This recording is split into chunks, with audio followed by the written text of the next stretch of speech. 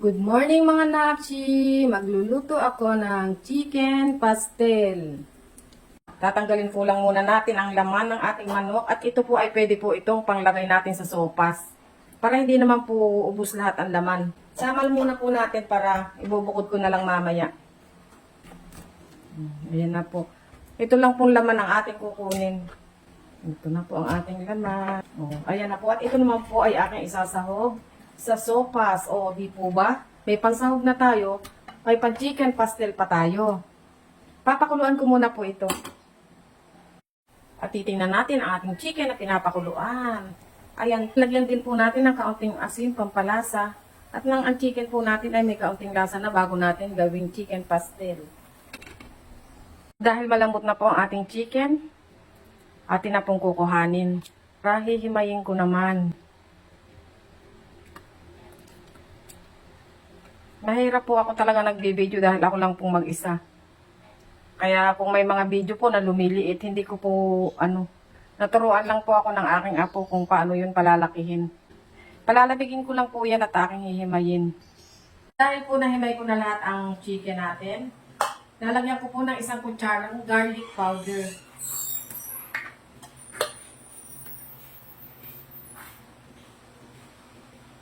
Mas masarap po kasi mas marami. Isa't kalahati ng ilalagay ko. Lagyan na rin po natin ng onion powder. Medyo tumigas po yung onion powder ko at hindi ko po na-erect. Isang kutsara din po ang ating ilalagay. Isa't kalahati na nga. Para mas masarap. Ito po ay pinakuluan ko ng 15 minutes itong ating manok. At lalagyan ko na rin po ng kalahating kutsarang paminta. Titimplahan ko na muna po siya bago po siya igisa.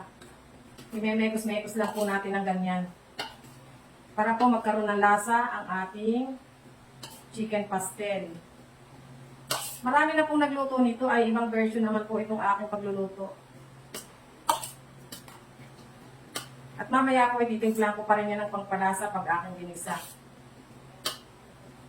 Hindi ko na po pala ito igigisa sa sibuyas at bawang.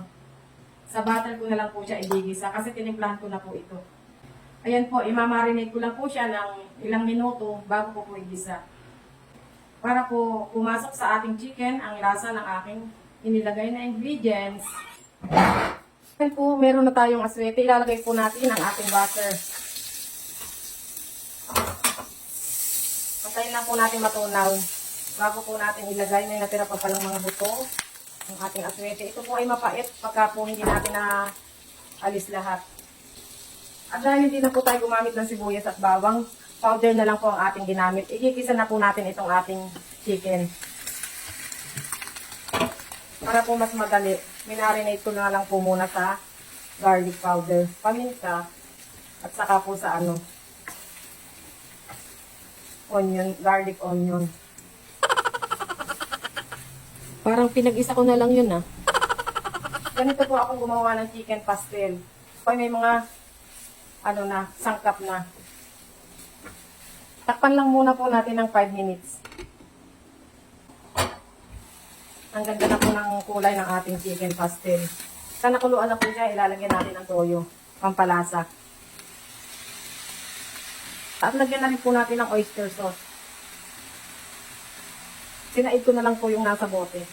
Ito po ay masarap na pambaon ng ating mga anak sa eskwela. Kasi hindi na ito hihimayin. Sarap na po. At atin na uling titingnan ang ating chicken pastel. Ito naman pong chicken ko ay luto na. Kaya atin na lang siyang palalabasin ang mantika. Ituin lang po natin ito ng 10 to 15 minutes. Baka hindi na naman po matanggal ito sa aking sangdok. Ay na naman po kayang kulay nito bukas. At unti-unti na po. Umipilantik ang ating luto. Ayan na po siya. Di po ba? Umipilantik na po siya. Ganyan po kasarap ang ating chicken pastel. At pag nagustuhan niyo po ang aking video, paki-like, share, and follow na lang po. Thank you for watching mga nakshi.